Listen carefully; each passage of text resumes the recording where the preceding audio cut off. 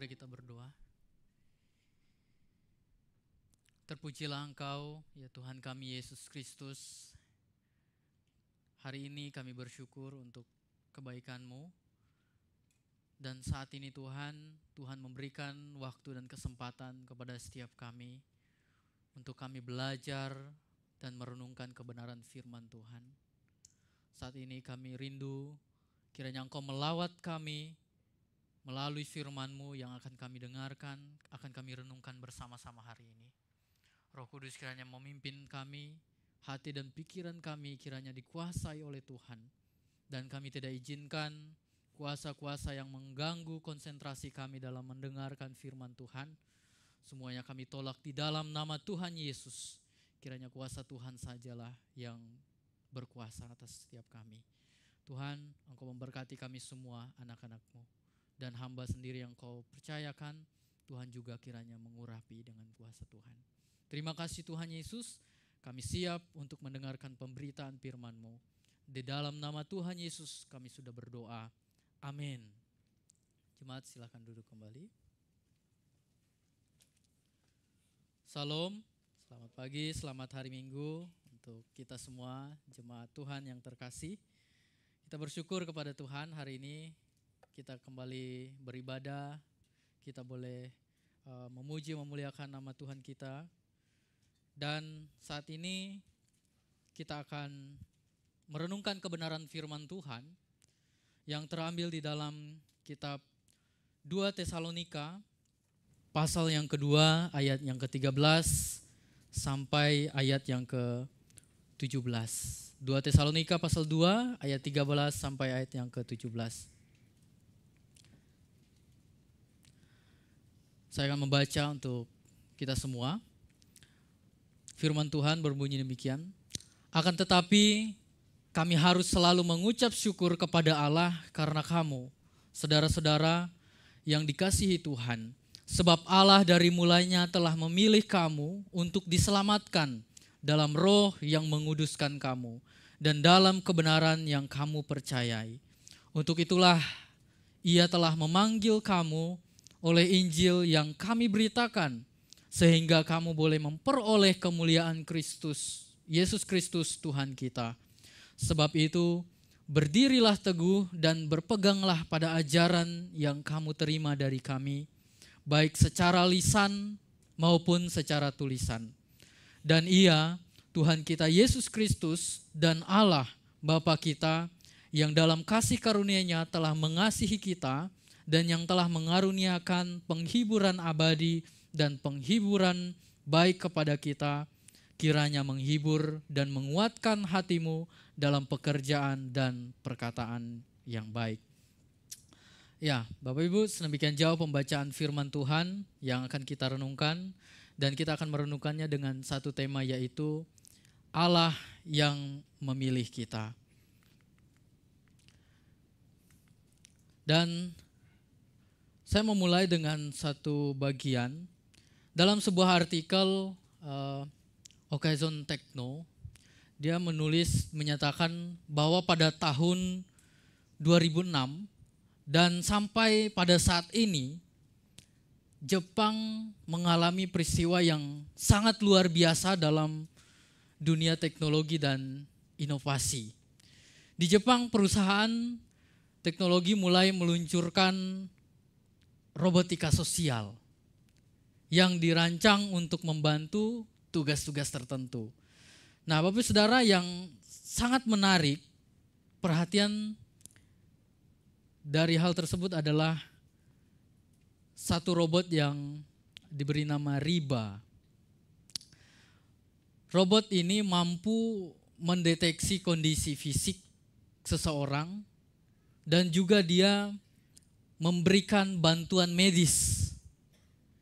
Robot ini bukan hanya hasil dari satu kecanggihan teknologi yang dibuat, tetapi juga dipilih dengan hati-hati untuk memenuhi tujuan yang besar.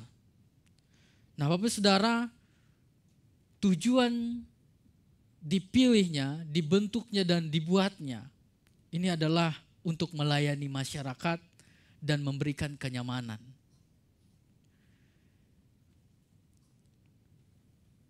Yang menarik dari bagian ini, dari peristiwa ini, adalah bagaimana proses pemilihan teknologi yang dibuat itu tidak hanya didasarkan pada kemampuan-kemampuan teknologi itu, tetapi juga pada tujuannya yang besar. Maka ini dibentuk dengan satu tujuan. Ini dibuat dengan satu tujuan yang besar. Nah, para insinyur, para ilmuwan yang menciptakan robot ini, mereka tidak hanya melihat aspek-aspek teknis yang ada di dalamnya, tetapi juga memperhatikan dampak terhadap kehidupan.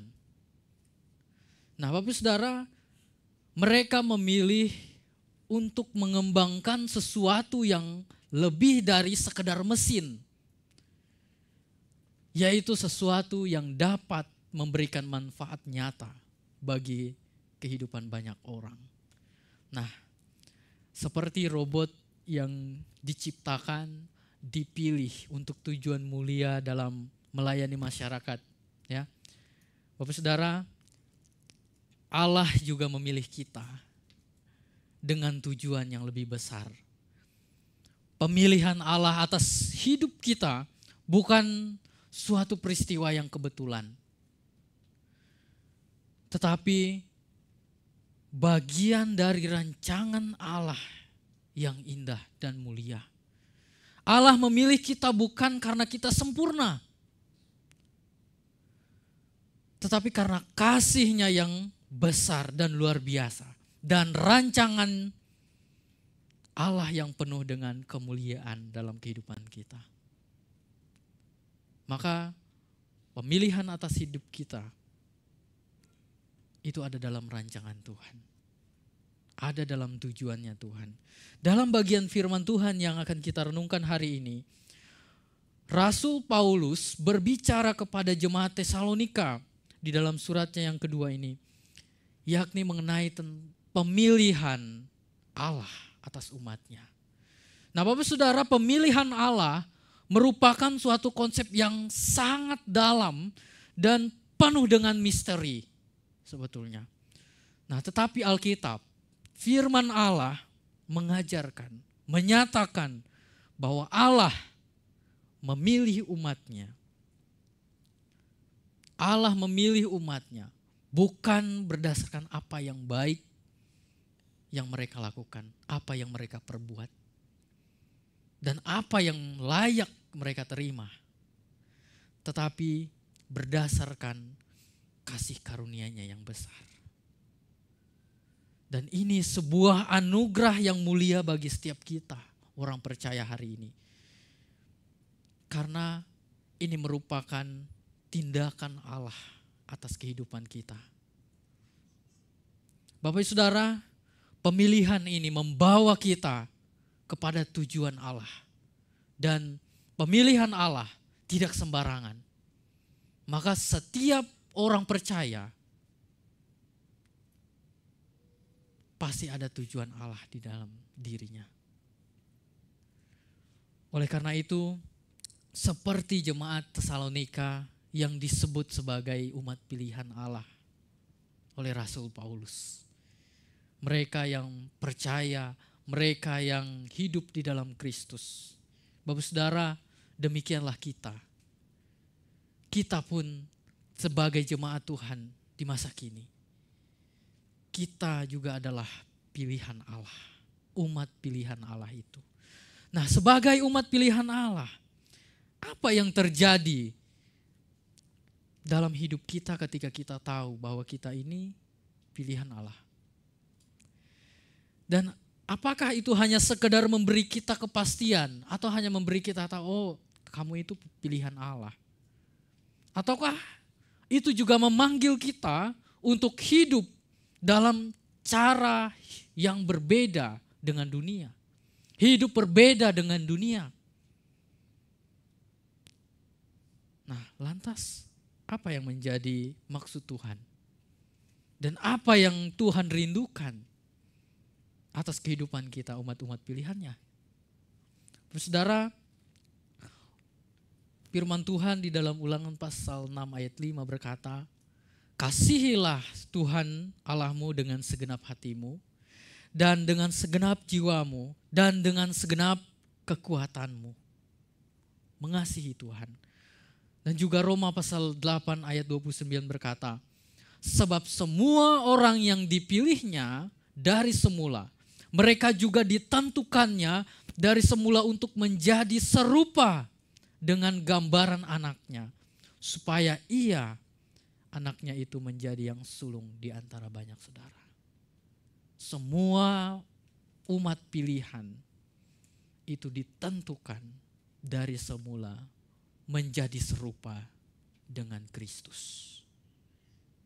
Nah, Bapak Saudara, Paulus menegaskan bahwa inilah kerinduan Allah kepada umat pilihan, kepada setiap kita. Menjadi serupa dengan Kristus. Segambar dengan Kristus. Dan dalam bagian firman Tuhan hari ini, dalam 2 Tesalonika pasal 2 ayat 13 sampai 17, kita akan belajar bersama-sama dan kita akan melihat dan kita akan merenungkan apa yang menjadi tujuan Allah memilih kita dan apa yang menjadi tanggung jawab kita sebagai umat pilihan Allah. Kita akan belajar dari bagian firman Tuhan ini. Yang pertama, hidup dalam kebenaran. Hidup dalam kebenaran. Ayat 13 firman Tuhan berkata, akan tetapi kami harus selalu mengucap syukur kepada Allah karena kamu saudara-saudara yang dikasihi Tuhan. Sebab Allah dari mulanya telah memilih kamu untuk diselamatkan dalam roh yang menguduskan kamu dan dalam kebenaran yang kamu percayai.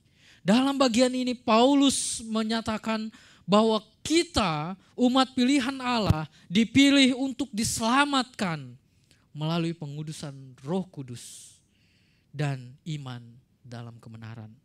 Bapak Saudara, kata kebenaran yang kamu percayai di sini dalam terjemahan King James Version itu berarti keyakinan akan kebenaran itu.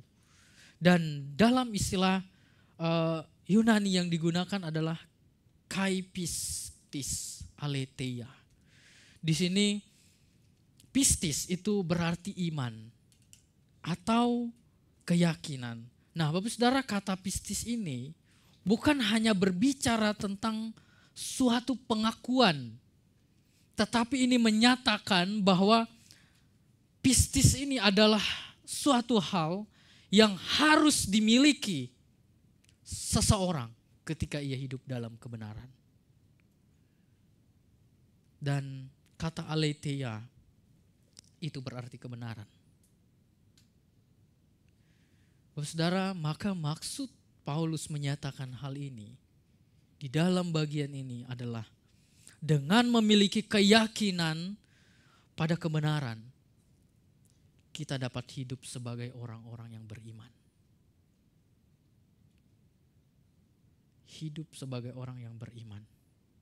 Selain itu, seorang penafsir Matthew Henry berkata, menjelaskan bahwa kata kebenaran dalam bagian ini, dalam ayat ini merujuk pada berita Injil atau kepada pengajaran tentang Kristus yang benar. Nah, ia menekankan bahwa orang-orang yang dipilih Allah untuk diselamatkan adalah mereka yang menerima dan beriman kepada kebenaran itu. Bukan hanya berbicara tentang pengajaran atau doktrin yang mereka terima, tetapi cara hidup yang sesuai dengan kehendak Allah dan serupa dengan Kristus. Dan itu kebenaran yang harus dimiliki dalam kehidupan orang-orang pilihan Allah. Orang pilihan bukan dipilih dengan sembarangan. Sebagai umat pilihan Allah, Allah punya tujuan yang jelas atas kita. Dan tujuan Allah tentu bukan tujuan yang abal-abal. Tentu bukan tujuan yang sembarangan. Tapi dengan tujuan yang mulia. Mengapa kita dipilih Allah? Pasti ada tujuan Allah.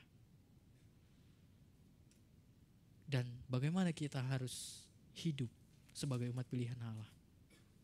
Hidup dalam kebenarannya. Hidup dalam firman. Dituntun firman. Dan jadikan kebenaran itu pelita dalam kehidupan. Sehingga itu akan membawa kita kepada terang Tuhan. Di dunia ini penuh dengan kegelapan. Maka kita perlu terang untuk kita bisa berjalan. Dan kebenaran itulah yang menjadi terangnya. Menjadi pelita. Maka Mazmur katakan, firman itu pelita bagi kaki dan terang bagi jalan.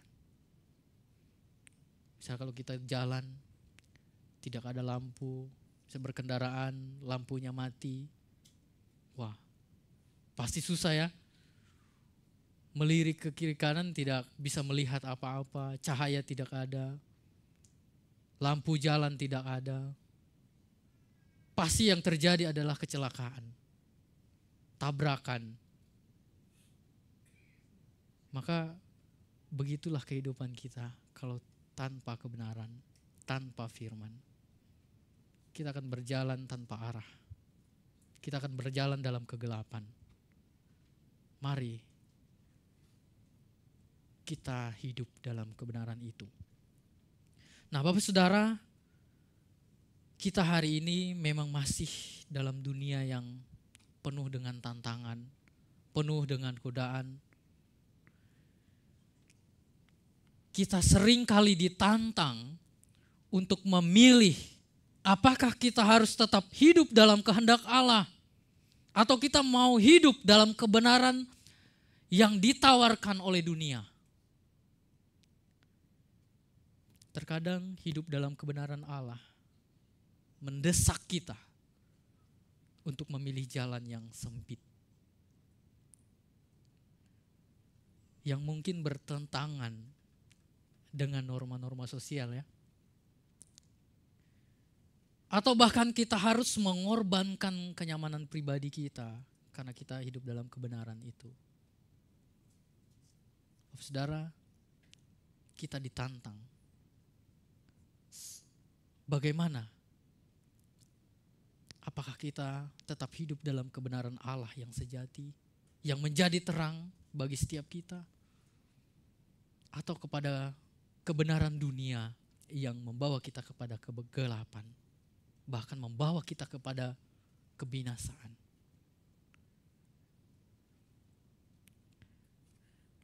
Dalam Matius pasal 7 ayat 13 sampai 14, Yesus berkata, "Masuklah melalui pintu yang sesak itu, karena lebarlah pintu dan luaslah jalan yang menuju kepada kebinasaan. Dan banyak orang yang masuk melaluinya, karena sesaklah pintu dan sempitlah jalan yang menuju kepada kehidupan, dan sedikit orang yang mendapatinya." Memang bukan perkara mudah bagi kita untuk hidup dalam kebenaran di tengah-tengah dunia ini. Bapak Saudara, sebagai umat pilihan Allah, inilah yang menjadi tanggung jawab kita, orang-orang yang telah diselamatkan. Orang-orang yang telah dipilih oleh Allah.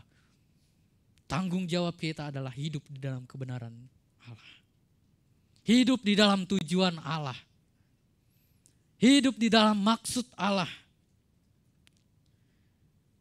Dan jika kita setia di dalamnya,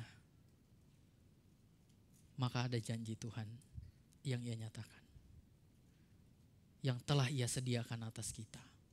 Tuhan tidak akan pernah membiarkan kita jatuh sampai tergeletak. Sekalipun banyak tantangan rintangan, kita tetap umat pilihan Allah. Maka hiduplah dalam kebenaran, supaya kita bisa menyatakan kebenaran. Bapak Saudara, ada satu kisah seorang tokoh yang juga sangat terkenal, seorang bernama Nelson Mandela. dalam perjuangannya melawan apartheid. Nelson Mandela ini adalah simbol perjuangan melawan ketidakadilan di Afrika Selatan. Sejak muda ia sudah memperjuangkan hak-hak orang kulit hitam di negaranya yang menerapkan kebijakan apartheid, yaitu pemisahan ras yang sangat diskriminatif pada masa itu. Mandela mengetahui bahwa sistem ini sangat-sangat berbahaya dan merugikan banyak orang, terkhusus di dalam negaranya. Dan meskipun ia harus berhadapan dengan ancaman, dengan tekanan, dan penganiayaan, ia berkomitmen dengan teguh. Ia memperjuangkan apa yang benar.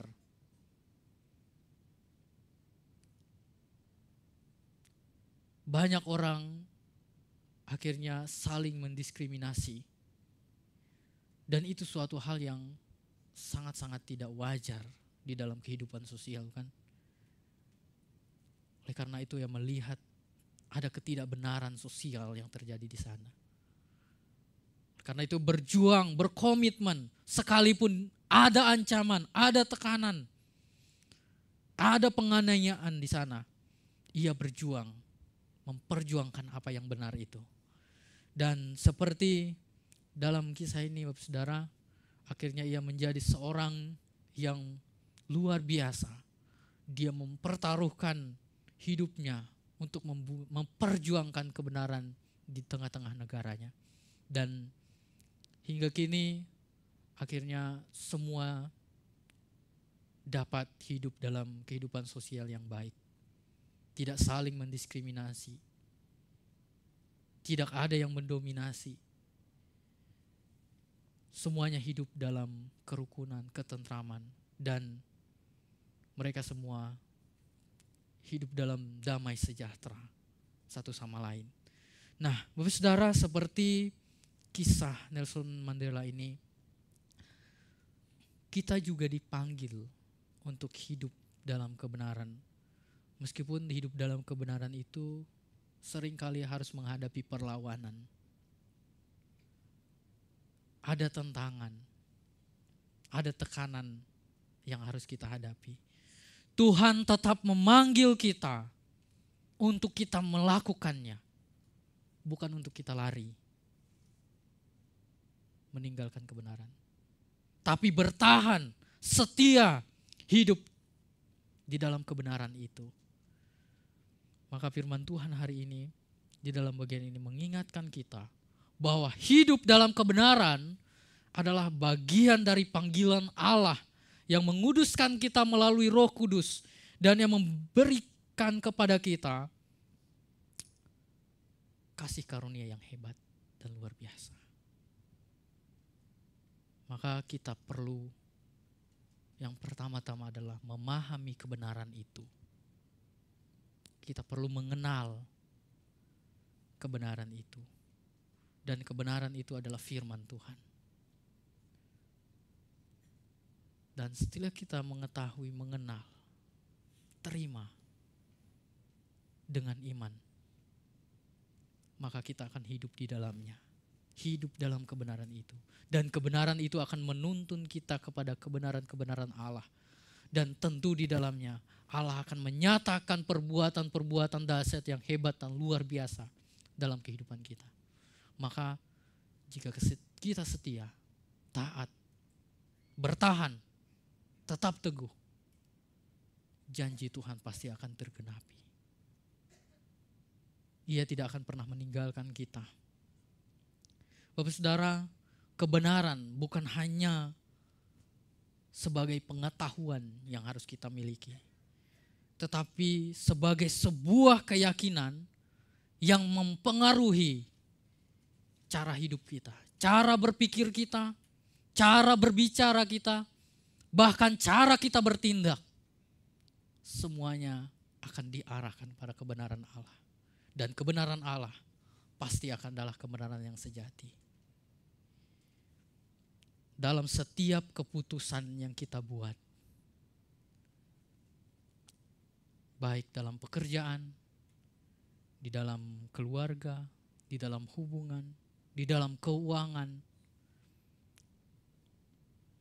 Jika kita hidup dalam kebenaran, pasti semuanya akan berjalan sesuai dengan kebenaran. Mari kita hidup di dalam firman. Mari kita hidup terus beriman kepada firman. Jangan sampai kita meninggalkan firman.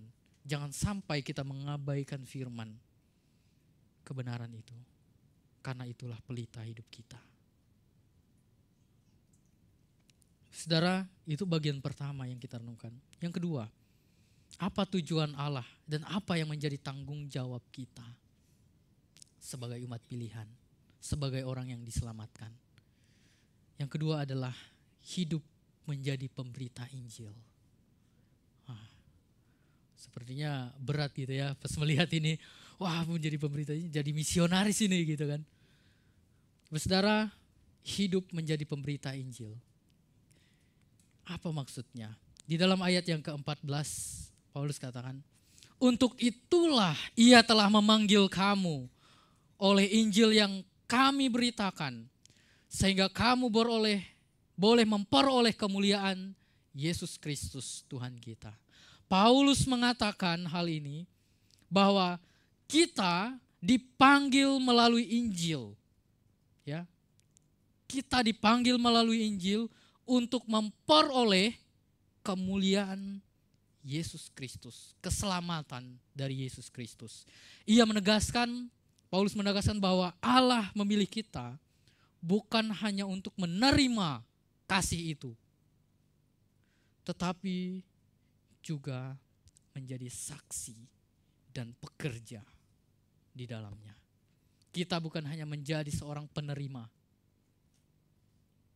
tetapi kita juga dipilih untuk menjadi pemberita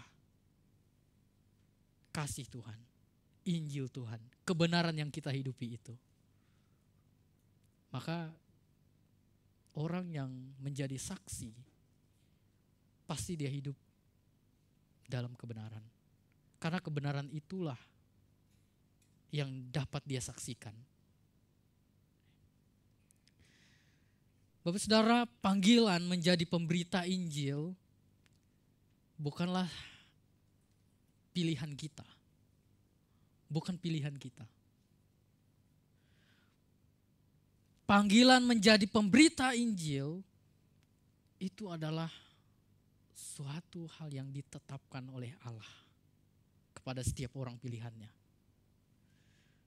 Kepada setiap kita hari ini. Lantas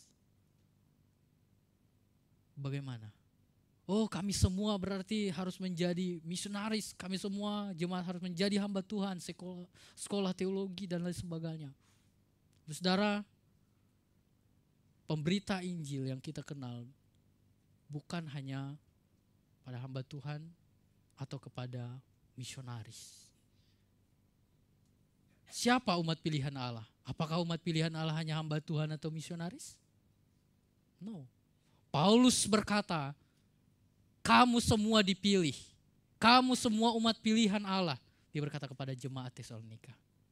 Tentu jemaat yang percaya kepada Kristus.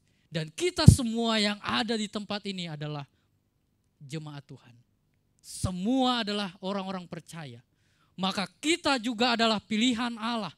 Kita juga dipanggil oleh Allah untuk menjadi pemberita Injil itu. Menjadi saksi Injil itu dalam kehidupan kita. Itu tujuan Allah. Ini adalah panggilan, bukan panggilan yang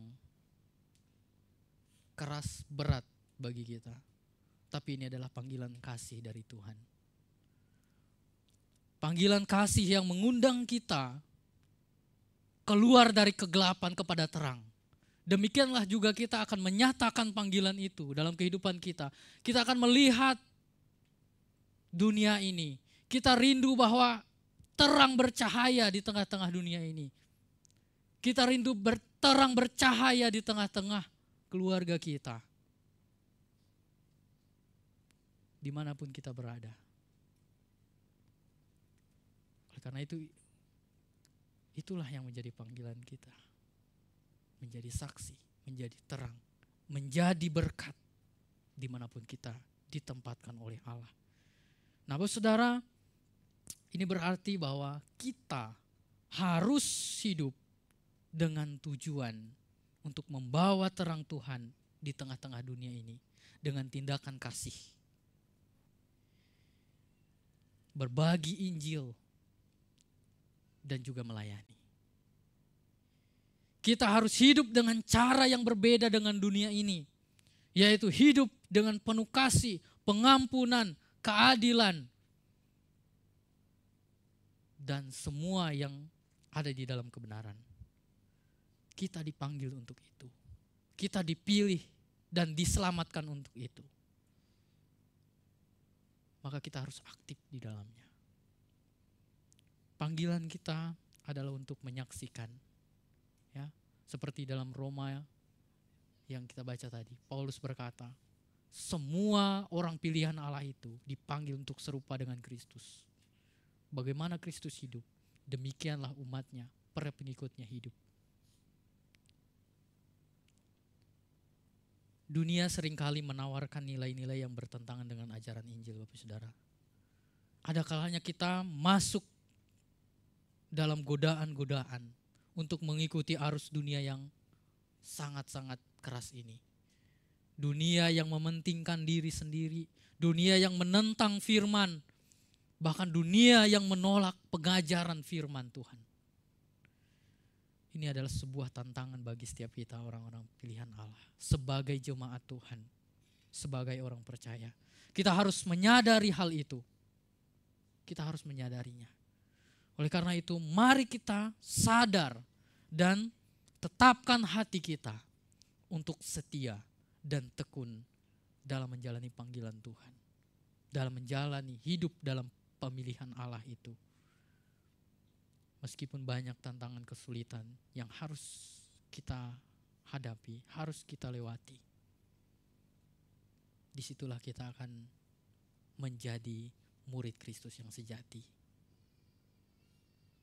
Karena murid Kristus yang sejati adalah murid yang memikul salib. Pikul salib bukan sesuatu hal yang mudah. Salib itu berat. Tapi Yesus bilang, semua orang yang menjadi murid, mereka harus memikul salib, baru mengikut Yesus. Ada pengorbanan di sana. Hidup dalam kebenaran, hidup dalam panggilan Allah, memerlukan pengorbanan. Jika Kristus bisa berkorban untuk keselamatan kita, orang-orang berdosa, tidakkah kita juga harus berkorban untuk Allah kita, untuk pekerjaan Allah kita di tengah-tengah dunia ini? Kita berkorban untuk kebenarannya, untuk Injil kerajaan Allah.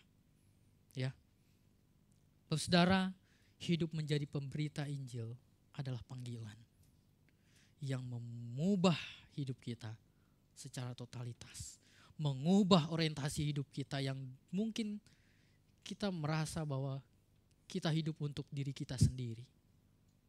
Tapi kita sebagai umat pilihan Allah, seperti Paulus berkata, aku hidup bukan bukan aku lagi yang hidup, tetapi Kristus. Maka hidup kita ini untuk Kristus. Kita dipilih untuk Kristus. Kita diselamatkan untuk Kristus. Mari kita kerjakan keselamatan itu dengan takut dan gentar.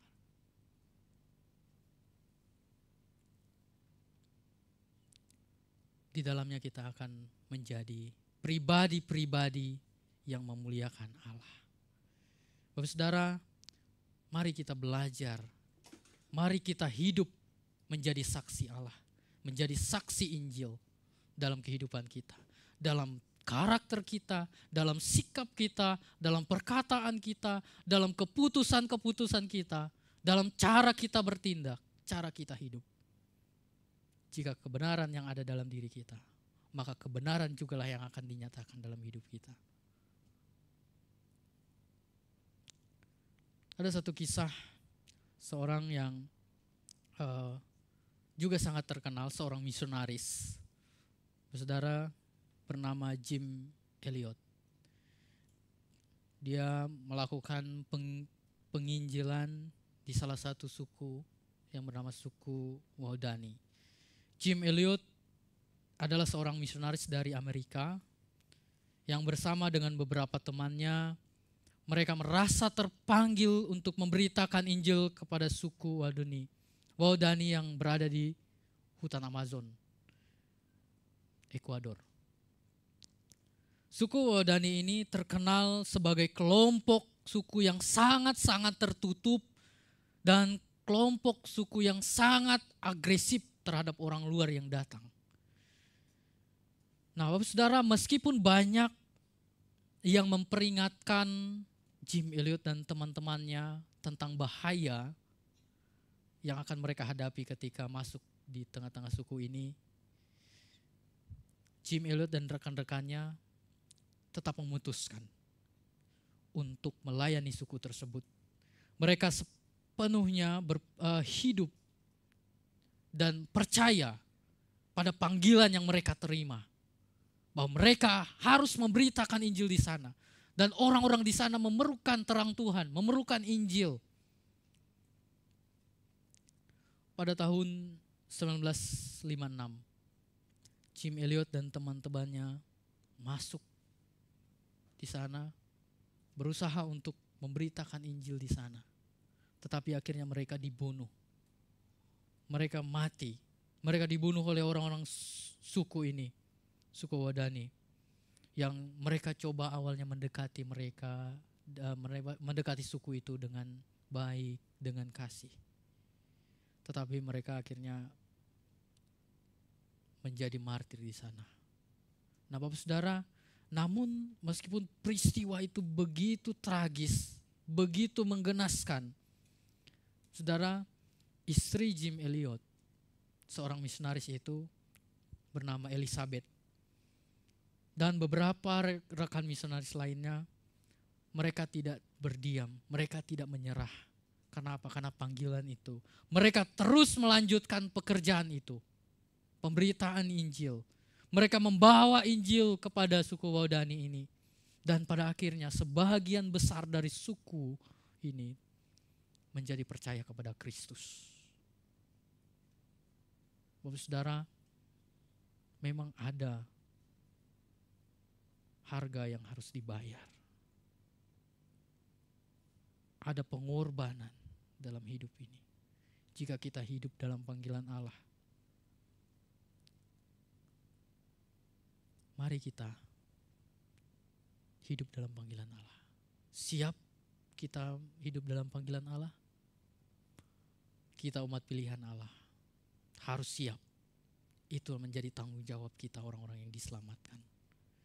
Dari kisah ini, Bapak Saudara, ini menunjukkan kepada kita bahwa hidup dalam panggilan Injil yang berpusat kepada Tuhan itu mengharuskan kita untuk meletakkan segala hal duniawi di bawah kaki Tuhan. Mengerjakan itu dengan berpusat kepada Tuhan. Kita dipanggil untuk hidup sepenuhnya bagi Tuhan. Kita dipilih untuk hal itu. Kita diselamatkan untuk hal itu. Bahkan jika kita berarti harus menghadapi tantangan dan risiko sekalipun, panggilan itu tetap bagi kita.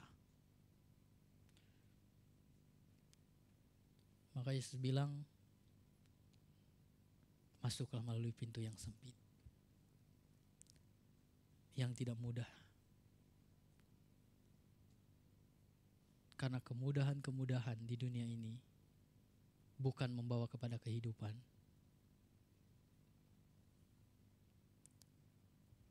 Dan marilah kita menyatakan hidup kita sebagai umat-umat percaya, sebagai umat-umat pilihan Allah yang ditetapkan untuk diselamatkan. Mari kita hidup dalam panggilan Injil ini. hidup yang memuliakan Allah. Kita dipanggil untuk hidup dengan tujuan yang mulia dari Kristus. Menjadi terang bagi dunia, menjadi garam, menjadi berkat. Setiap hari, jadikanlah tujuan hidup kita untuk menunjukkan kasih Kristus.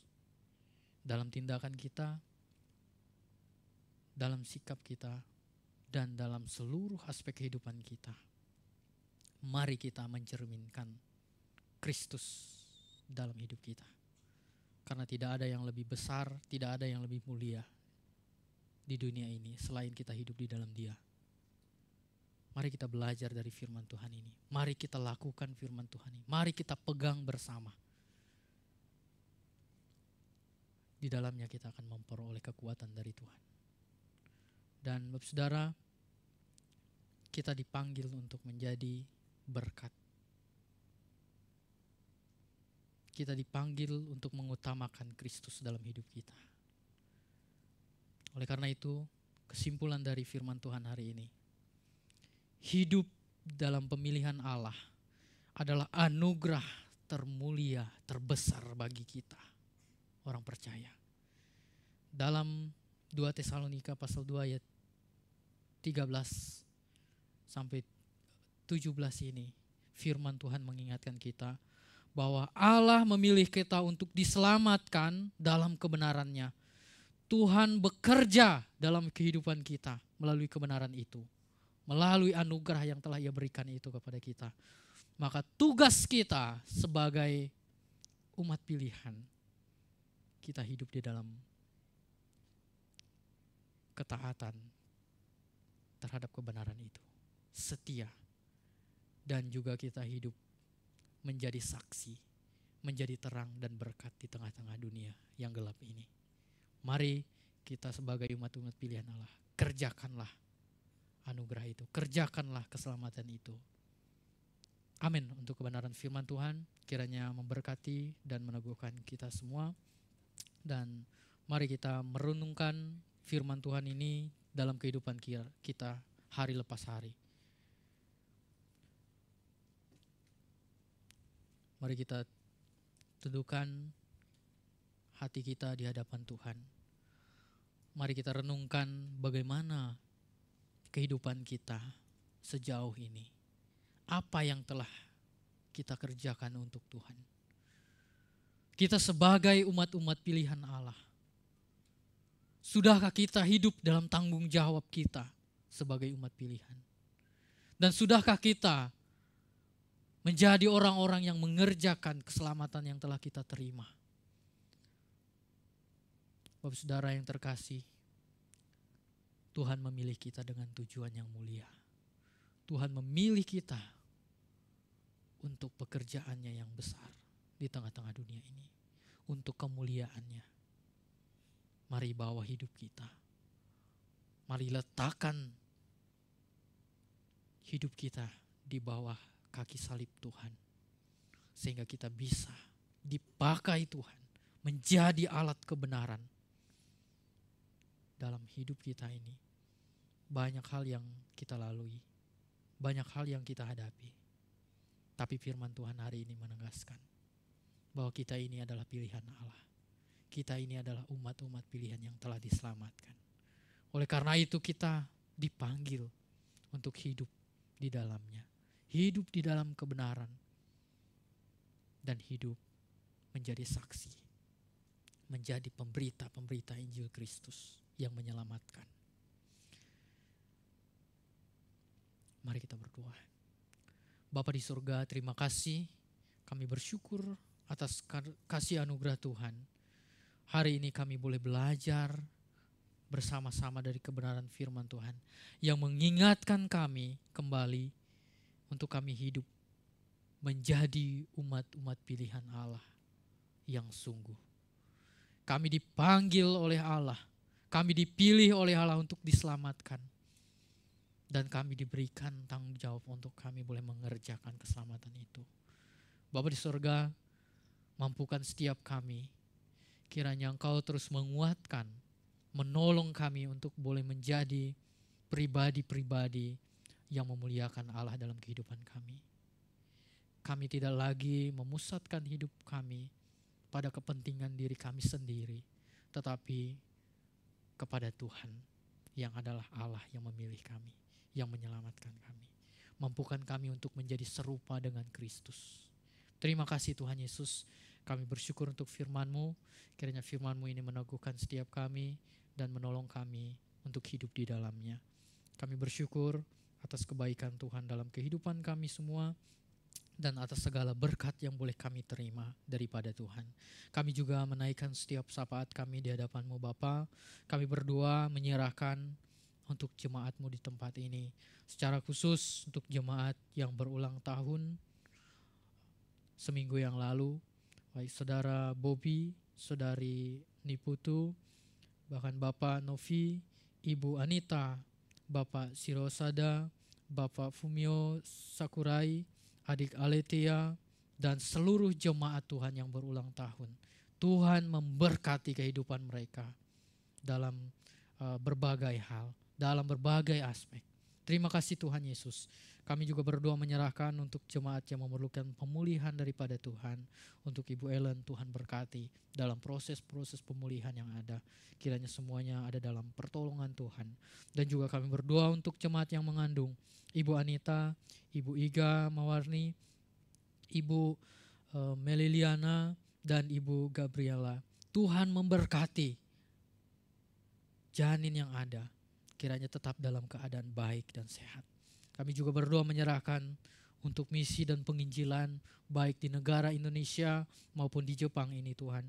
Tuhan memberkati pemerintahan, semuanya Tuhan tolong dapat mengerjakan tugas tanggung jawab mereka dengan baik. Dan juga kami berdoa untuk seluruh gereja-gereja Tuhan di seluruh muka bumi ini. Kiranya Tuhan pakai untuk boleh menjadi terang, menjadi saksi Tuhan. Terima kasih Tuhan Yesus. Kami bersyukur untuk kebaikan Tuhan dan anugerah Tuhan. Dan kami yakin bahwa Tuhan mendengar setiap permohonan dan doa kami ini. Oleh sebab itu Tuhan, kami rindu juga menyempurnakan doa ini seperti doa yang Tuhan ajarkan kepada setiap kami. Demikian. Bapa kami yang ada di surga, dikuduskanlah namamu, datanglah kerajaan-Mu, jadilah kehendak-Mu di bumi seperti di surga. Berikanlah kami pada hari ini makanan kami yang secukupnya, dan ampunilah kami akan kesalahan kami, seperti kami juga mengampuni orang bersalah kepada kami. Dan janganlah membawa kami ke dalam pencobaan, tapi lepaskanlah kami daripada yang jahat. Karena Engkau-lah yang punya kerajaan dan kuasa dan kemuliaan sampai selama-lamanya. Amin.